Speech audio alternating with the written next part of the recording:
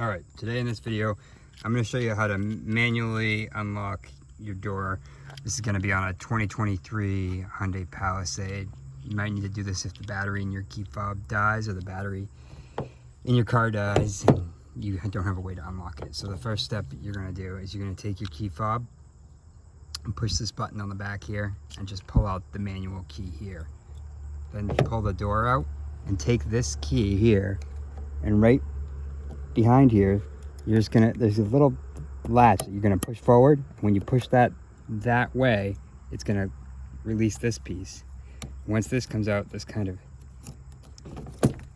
now you can manually insert the key here.